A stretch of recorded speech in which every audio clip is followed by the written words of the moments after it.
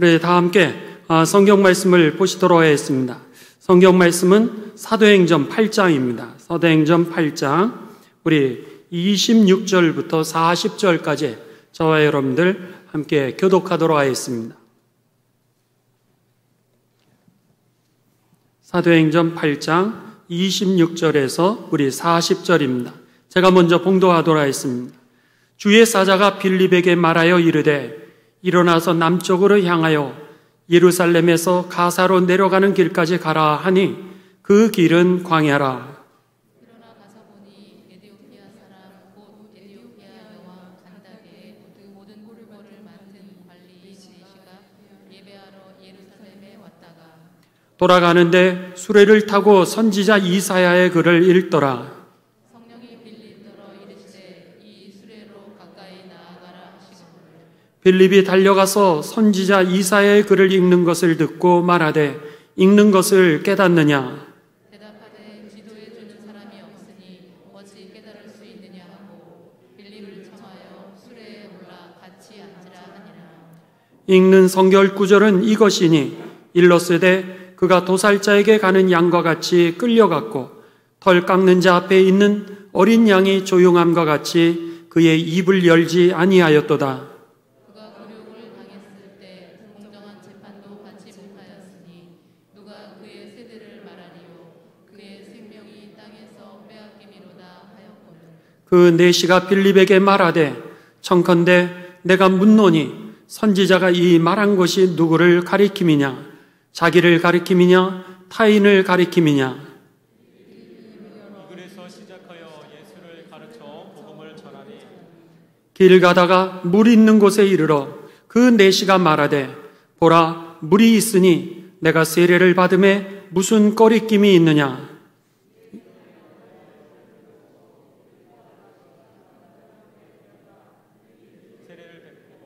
둘이 물에서 올라올새 주의 영이 빌립을 이끌어 간지라. 내시는 기쁘게 길을 가므로 그를 다시 보지 못하니라. 빌립은 아소도에 나타나 여러 성을 지나 다니며 복음을 전하고 가이사랴에 이르니라. 아멘. 오늘은 이제 우리가 사도행전 8장 26절에서 40절의 말씀을 가지고 아프리카에 전해진 복음이라고 하는 제목으로 하나님의 은혜를 나누고자 합니다.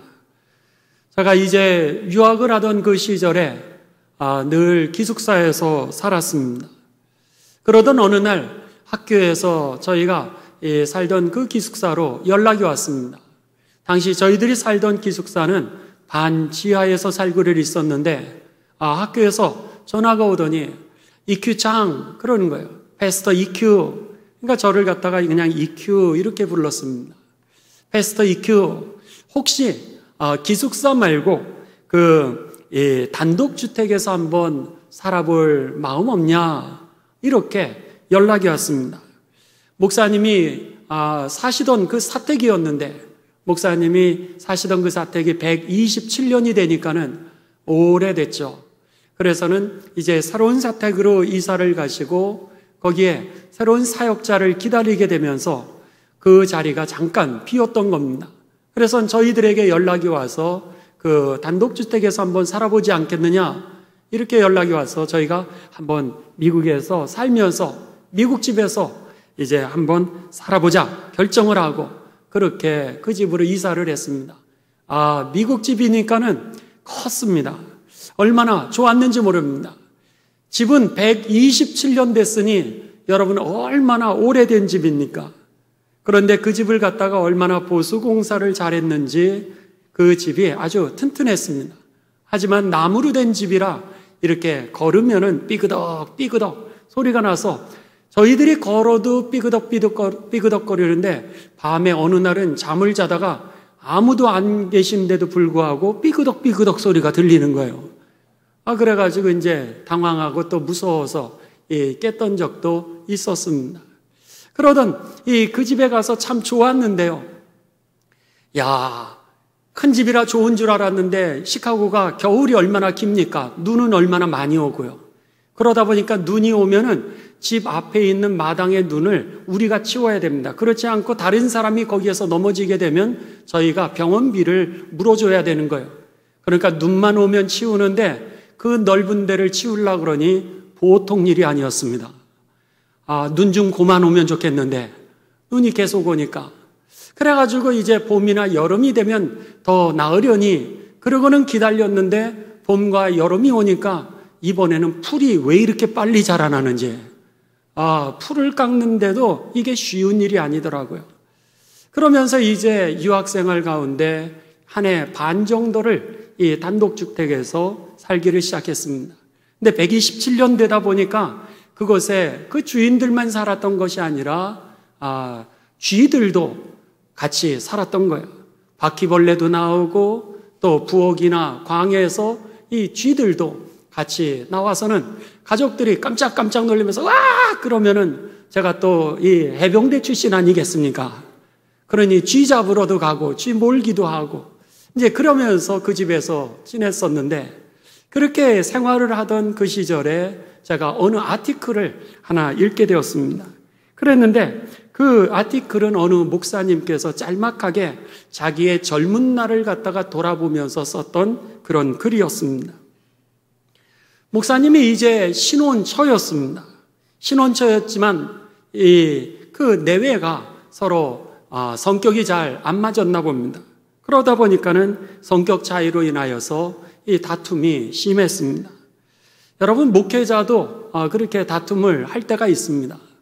이분이 이제 그러셨던 거예요. 그러던 어느 날 이렇게 다툼을 하면 평상시에는 하루를 넘기지 아니하고 그날 이 다툼을 풀었습니다. 그런데 그날마다 그날따라 마음이 심하게 상하게 되면서 며칠 동안을 마음을 풀지 못하게 되었습니다. 그러던 어느 날 갑자기 부엌에서 그러면서 소리가 들리더라는 거예요. 그래서는 가보니까 부엌에서 쥐가 나온 겁니다. 쥐가 나온 걸 보면서 사모가 깜짝 놀래가지고 막 허둥지둥하면서 소리를 지르면서 피하니까 마음은 상해 있었지만 그래가지고는 이제 몽둥이를 가지고서 이 생쥐를 몰아내기를 시작했습니다. 그랬는데 생쥐가 밖으로 나가지를 않고 소파에 있는 대로 도망을 갔어요. 그래가지고 이제 소파에 들어가고 그거를 들추고 막 이러면서 겨우 생쥐를 몰아내고 이 내외가 소파에 둘이서 나란히 앉게 되었습니다. 며칠 동안 마음이 상해가지고 이야기도 하지 않았는데 어색하지만 이제 한참 소란을 피우고 나서 이 소파에 앉았는데 목사님이 이렇게 아내의 손을 잡았다는 거예요. 쓱 하고 잡으니까 그 자리에서 그 서로의 마음이 그냥 풀리고 말았다라고 하는 겁니다. 그리고는 화해를 했습니다. 그러면서 목사님의 마음에 이런 마음이 들더랍니다. 성령님의 음성이 생쥐 한 마리보다도 못하구나. 그런 마음이 들더라는 거예요.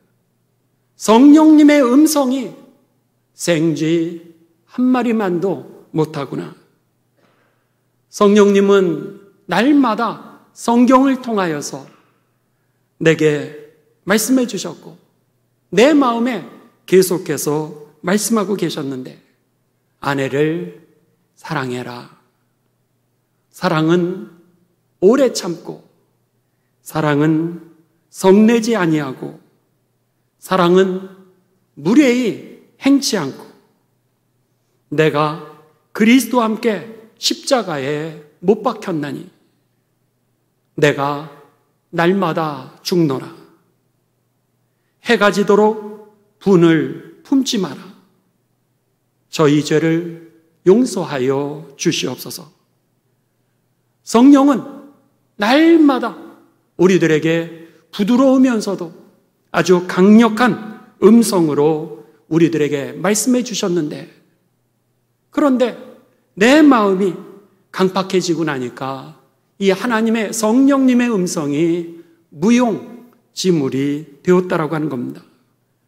일단 마음이 강팍해지고 나니까 성령님의 말씀을 듣기도 싫었다는 거예요.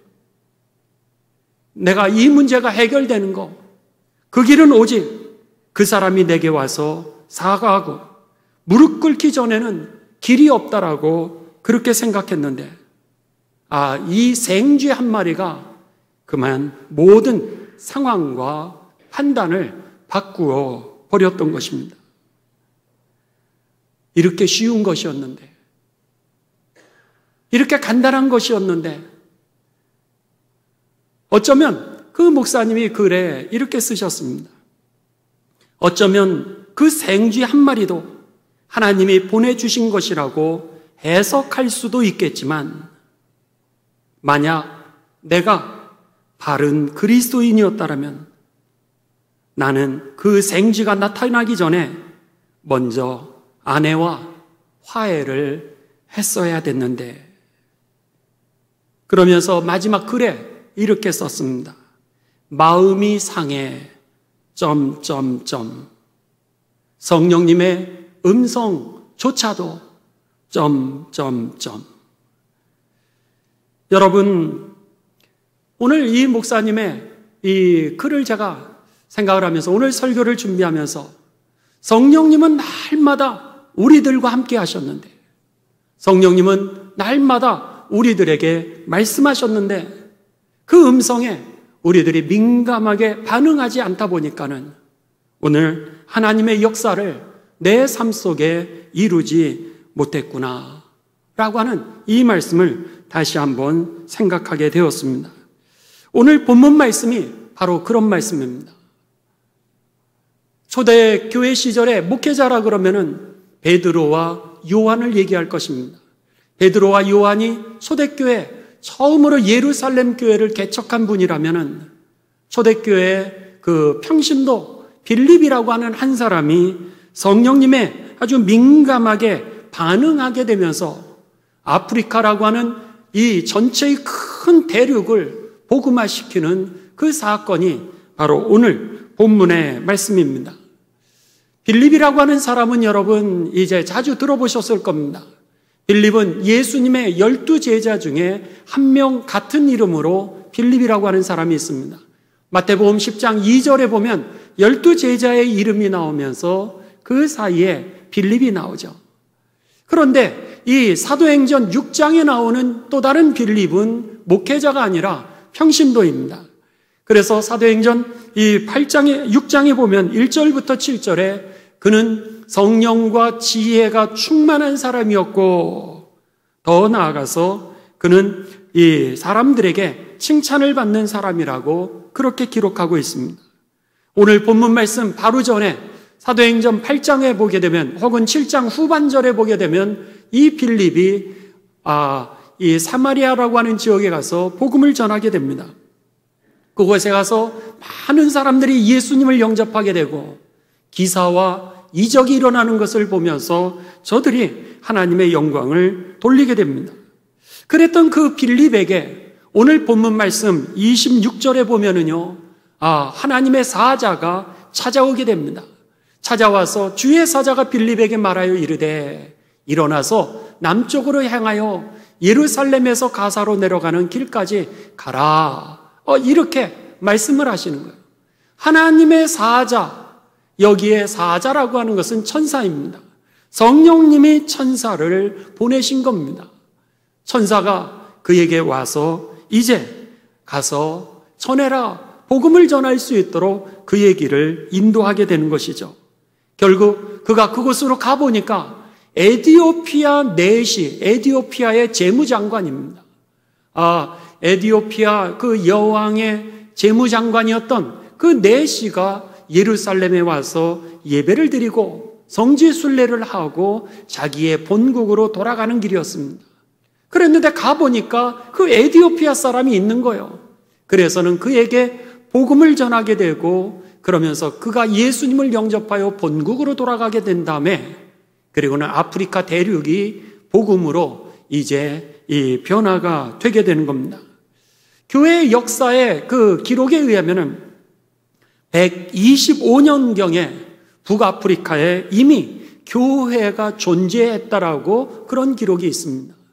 지금 예수님께서 30년에서 33년에 십자가에 죽으시고 그 이후에 바울이 또 순교하지 않습니까? 스데반이 순교를 하고 또 이 베드로와 바울이 순교를 하게 됩니다. 그것이 약 50년대, 60년대였습니다.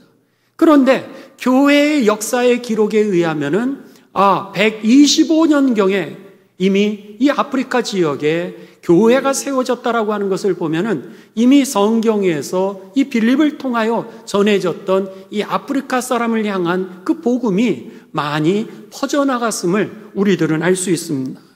더 나아가 더 놀라운 것은 3세기입니다. 3세기면 200년경이죠.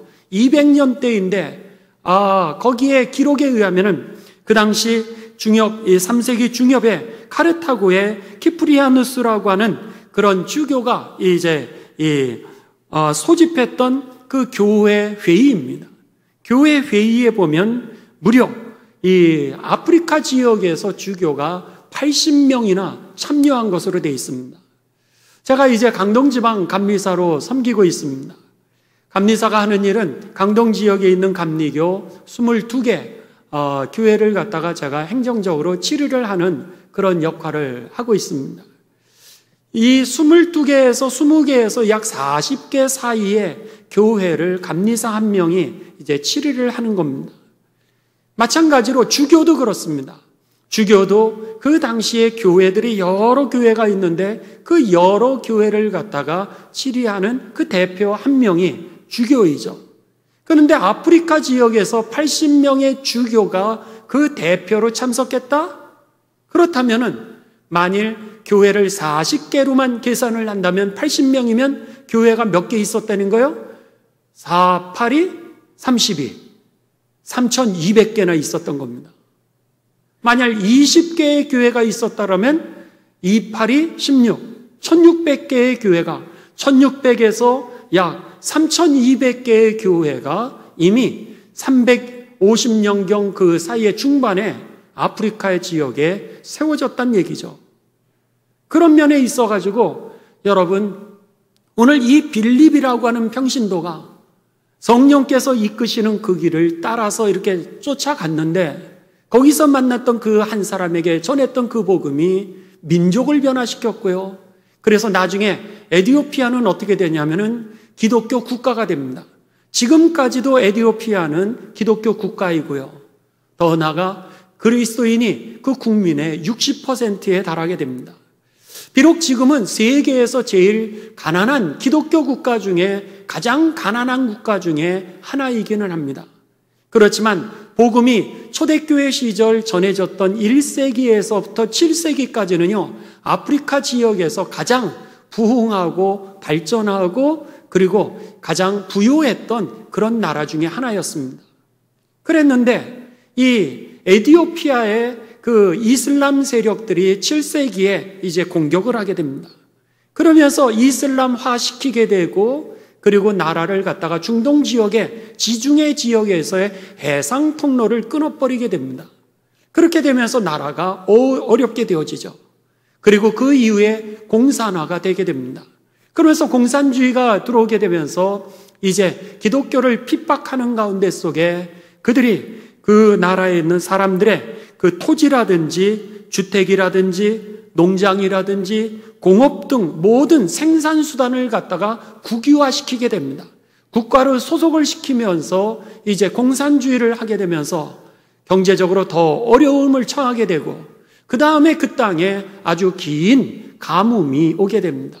경제 공황이 왔을 뿐만 아니라 긴 가뭄으로 인하여서 결국은 기아가 발생하게 되었고 기아로 인하여서 내전이 일어나게 되었고 내전이 일어나면서 결국 그 안에 여러 가지 어려움으로 인하여서 이제 내란 등으로 인하여 국가가 점점 어렵게 되어서 지금의 세계에서 가장 가난한 국가 중에 하나가 되었지만은 사실 그 역사적으로 볼 때에 에티오피아는 가장 아프리카에서 부유한 나라 중에 하나였다라고 하는 겁니다. 복음이 전해지면서 그들은 아프리카에 큰 영향력 있는 그런 나라가 되었던 것이죠. 그렇다면 이 아프리카의 복음이 어떻게 전해졌고 또 아프리카가 이 에티오피아가 어떻게 그렇게 부흥할 수 있었나 오늘의 결론은 여러분 성령이 하셨다라고 하는 것입니다. 사도행전 8장 26절에 오늘 본문 말씀을 다시 한번 보도록 하겠습니다. 여기에 보시면 주의 사자가 빌립에게 말하여 이르되, 하나님의 사자 성령을 통하여서, 천사를 통하여서 이 빌립에게 말합니다. 일어나서 남쪽으로 향하여 예루살렘에서 가사로 내려가라. 그렇게 얘기를 합니다. 지금 어디에 있냐면 사마리아에 있습니다. 사마리아에서 많은 사람들이 빌립을 통하여 일어나는 복음의 역사들을 경험하게 되면서 엄청난 사람들이 막 몰려드는 거예요. 그랬는데 여기에서 지금 복음을 전하기도 바쁜데 성령이 뭐라 그러시냐면 여기를 내려놓고 저쪽 광야 가사라고 하는 지역으로 가라. 이렇게 얘기를 합니다. 가사라고 하는 이 지역은요, 예루살렘으로 시작해서 이렇게 남쪽으로 내려가고 서쪽 지중해 쪽에 있는 그런 마을입니다. 지역인데 이 지역은 누가 살던 데냐면 블레셋 사람들이 살던 지역이었습니다. 이스라엘을 제일로 괴롭힌 사람들이 누구였냐면 블레셋이었습니다. 이스라엘 사람들이 제일 싫어하고 일을 가는 사람 중에 하나가 바로 블레셋. 블레셋 대명사는 여러분 골리앗이죠. 쉽게 얘기하면 다윗과 골리앗이 싸웠을 때 그 골리앗, 이스라엘을 침범했던 사람이 바로 이 가사라고 하는 지역에 살고 있었던 블레셋 사람이었습니다. 그런데 지금 한창 복음을 전하고 거기가 부흥하고 있는데 블레셋 땅으로 가라는 거예요. 여러분 그것이 쉽겠습니까? 그런데다가 26절 맨 끝에 보시면 광야라 그랬습니다. 옥토도 아니라 그곳이 광야라는 거예요. 예루살렘에서 가사까지의 거리는 70km 정도 됩니다.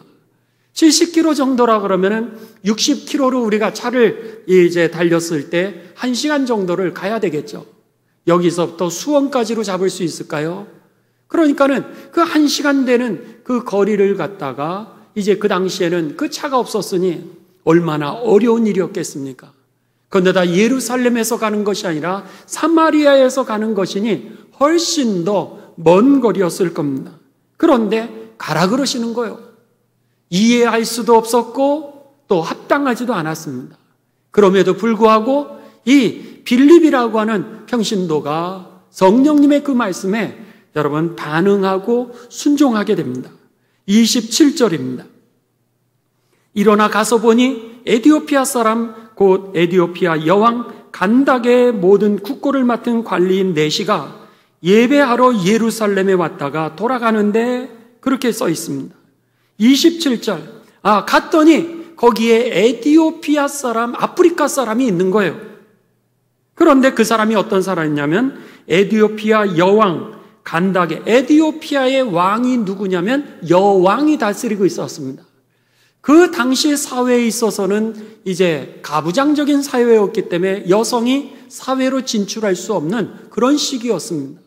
그런데 여자가 왕이 된 거예요.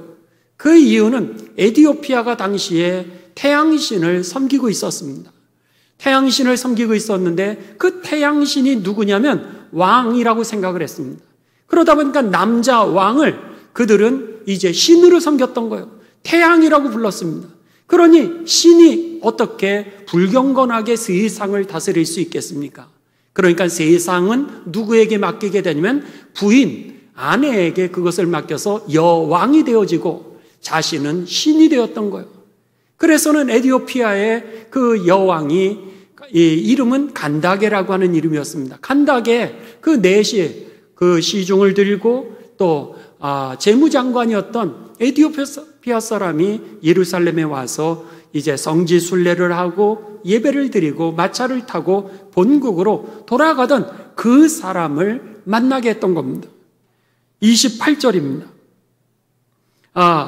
여기에 보시면은 28절 돌아가는데 수레를 타고 선지자 이사야의 글을 읽더라.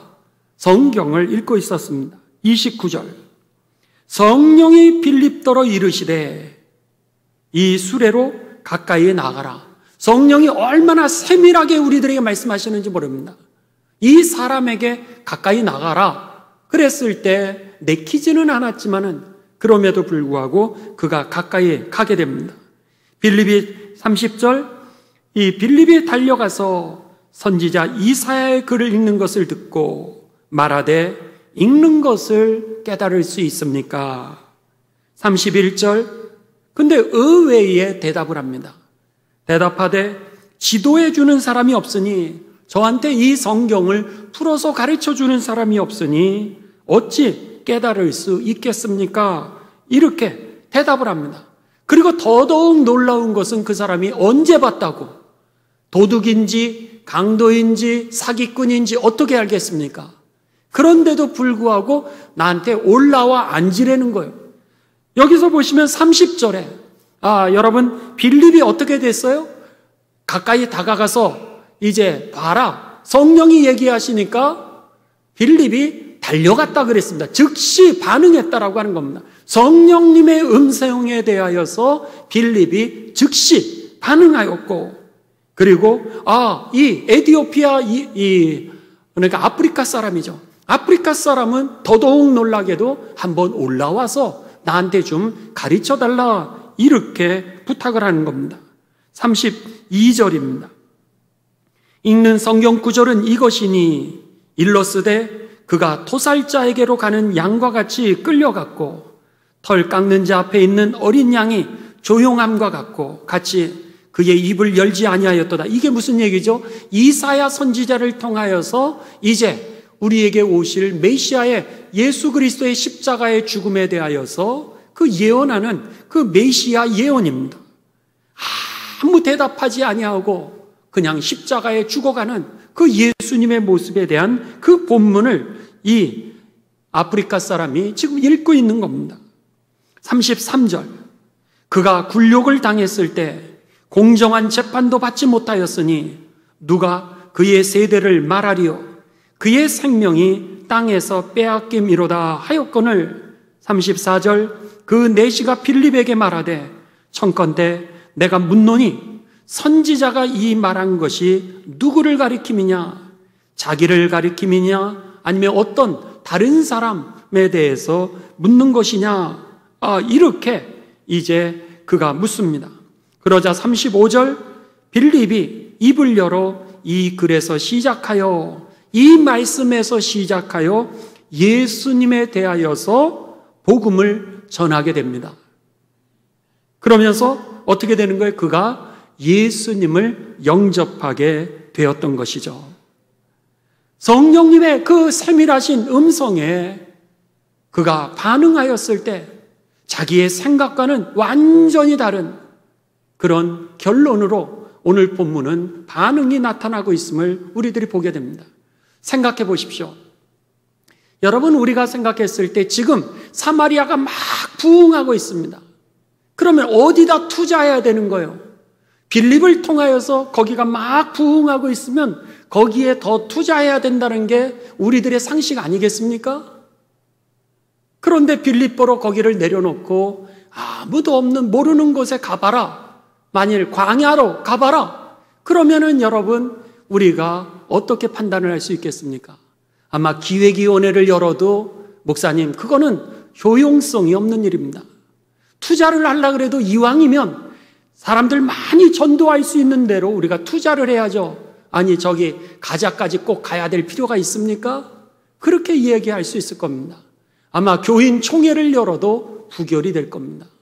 다들 여러분 효용성이 없다고 생각을 했을 겁니다. 마찬가지겠죠. 오늘 이 사마리아에서 지금 막 부흥하고 있는데 광야로 혼자 가라니요. 그렇지만 여러분, 이 빌립이 그 말씀에 순종하여서 가보니까 에티오피아 사람, 아프리카 사람은 한 사람이었지만 그 뒤에는 뭐였어요? 아프리카 대륙이었다라고 하는 겁니다. 우리들은 볼 수 없었지만은 하나님은 그것을 보셨던 것이죠. 그러니까 여러분, 오늘 하나님은 그에게 가라 이렇게 말씀하셨던 겁니다. 그래서 예레미야 선지자를 통하여서 예수님이 우리들에게 예레미야 선지자가 뭐라 그래요? 하나님의 생각은 너희의 생각과 다르니라 이렇게 말씀하셨던 겁니다. 여러분, 성령님의 음성에 민감하게 반응하게 되시기를 주님의 이름으로 축원합니다. 거기에 하나님의 역사가 내 삶의 역사가 되고 하나님의 뜻이 이루어지게 되는 겁니다. 자, 계속해서 본문 갑니다. 여기서 보면 이제 36절입니다. 길을 가다가 물 있는 곳에 이르러 그 내시가 말하되 보라 물이 있으니 내가 세례를 받음에 무슨 꺼리낌이 있느뇨. 그리고 나서 그가 계속해서 세례를 받게 되는데 37절을 보시면은 없음 이렇게 되어 있습니다. 없음이라고 하는 것은요, 옛날에는, 지금은 우리가 이렇게 성경책을 한 권으로 갖고 있지 않습니까? 근데 옛날에는 이 성경이 종이가 이렇게 발명되기 전 아닙니까? 그러니까는 예수님의 말씀을 갖다가 파피루스라든지 이런 데다가 조금 양털이라든지 이렇게 기록을 했던 것이죠. 그러니까 그것을 전해줬는데 그것을 갖다가 또 다른 데 전해주려니까 어떻게 되는 거예요? 그것을 내가 필사를 하는 겁니다. 그것을 써가지고 어떻게 해서든지 전하고 싶은 거죠. 쓰다 보니까 어떤 건 빠질 수도 있고, 쓰다 보니까 이게 비에 젖으면 어떻게 되는 거예요? 번질 수도 있고, 그러면서 어떤 것은 보일 수도 있고 어떤 것은 잘못 쓸 수도 있고, 그러다 보니까는 그 다른 사람에게 전해졌는데 그 비슷한 이 사본들이 어떤 거는 기록이 있는 것도 있고 어떤 것은 기록이 없는 것도 있었습니다. 그렇게 되자 나중에 이 책으로, 성경책으로 만들면서 그 본문 자체는 어떤 것은 있고 어떤 것은 없기에 우리들의 성경은 없음으로 이렇게 가로를 쳤던 것이죠. 이게 그래서 성경을 가끔 여러분이 읽으시면 당황스러운 건데, 당황스러워서 없음, 이걸 어떻게 읽어야 되나 그냥 넘어가시면 됩니다. 그리고 다른 성경을 보시면 다른 성경에 이렇게도 써 있습니다 라고 기록되어 있는 성경들이 있습니다.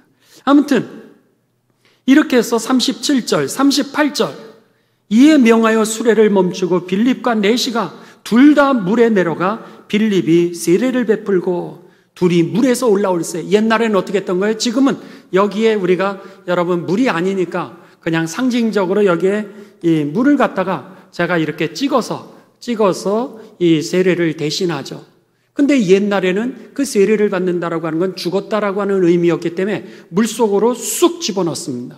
그냥 물속으로 쑥 집어넣어서 죽음을 표시하고 다시 물속에서 나옴으로 인하여서 새 출발한다는 그런 의미로 이제 물가만 있으면 그 물에 들어갔다 나왔습니다. 오늘 본문 말씀이 바로 그런 말씀입니다. 둘이 물에서 올라올새. 쑥 담갔다가 그리고 나옵니다. 멈추고, 그리고는 여기에 39절이요. 둘이 물에서 올라올새 주의 영이 빌립을 이끌어 그 다음에는 빌립이 떠나게 되었던 겁니다. 여러분, 이렇게 되면서 이제 그 얼마 있지 않아서 에티오피아뿐만이 아니라 아프리카 전 지역으로 복음이 전해지게 됩니다. 교회의 역사의 기록을 보면 참 놀라운 일들이 많이 일어나게 됩니다. 그 이후에 어떤 일들이 일어나게 되냐면요, 네로라고 하는 로마의 황제가 54년에 즉위를 하게 됩니다.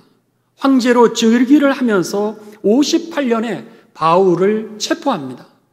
바울을 체포한 이후에 이제 이 바울을 옥에 가두게 되고, 그리고 나서 64년에 네로가 기독교인들에 대한 대대적인 박해를 시작하죠. 그리고 나서 67년경에 베드로와 바울을 갖다가 죽이게 됩니다. 스데반이 순교를 하고 야고보가 순교를 하고, 그리고 네로에 의해서 이제 베드로와 이 바울이 순교를 하게 됩니다.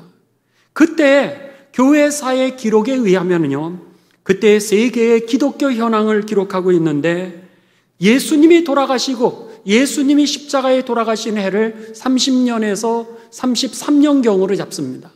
그런데 지금 네로의 박해가 64년이었으니까 30년이 지난 후죠. 30년, 예수님 이후 한 세대가 지나간 다음에 기독교의 세계적인 현황은요, 0.1%가 기독교인이었고요. 그리고 15%가 복음화된 것으로 기록이 되어 있습니다. 그리고 성경이 무려 5개의 언어로 여러분 번역이 되게 됩니다. 그리고 그 이후에 81년부터 96년까지 도미시안이라고 하는 아주 악질의 왕이 등극을 하게 되면서 그가 황제가 되면서 요한계시록이 쓰여지던 그 당시의 왕입니다. 황제죠. 그가 등극을 하게 되면서 기독교인에 대한 씨를 말리는 작업을 하게 됩니다. 기독교인들에 대한 대대적인 박해가 이루어지게 되는 게 예수님 돌아가신 이후, 십자가의 죽음 이후에 기독교인 2세대입니다. 60년이 지나게 된 거예요. 그랬는데 그때 기독교 현황이 어떻게 되냐면 그리스도 이후 이 2세대인 당시의 세계는 0.6%가 그리스도인이 됩니다. 그 전에 30년 전에는 0.1%였는데 그리스도인 2세대 30년이 지난 다음에 0.6%로 복음이 확산되기를 시작합니다. 그러면서 사람들이 기독교인은 아니지만 복음이 전파되는 지역 자체가 28%까지 이제 확산이 되고요. 그러면서 성경은 6개의 언어로 이제 번역되게 됩니다.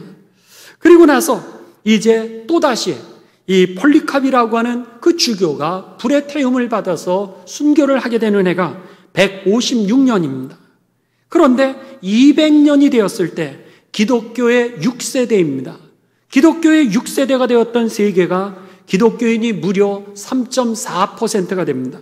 그 이전에 0.1%였는데 30년 지나게 되니까 0.6%, 그리고 더 나아가서 이제 약 몇 년이죠? 100년 정도가 더 지나가게 되는 것이죠. 100년 정도가 지나가게 되니까는 3.4%의 기독교인으로 기독교가 확산이 됩니다. 그리고 복음화는 32%의 지역으로 복음화가 되면서 성경은 7개 나라의 언어로 번역이 됩니다. 그리고 나서 이제 이 284년에서 약 305년입니다. 디오클레티아누스라고 하는 황제가 등극을 하게 되는데 그가 이제 아주 지독하게 그리스도인들을 박해하게 됩니다. 그랬는데 그 역사의 기록을 뭐라 그러냐면 최악의 박해다 이렇게 썼습니다.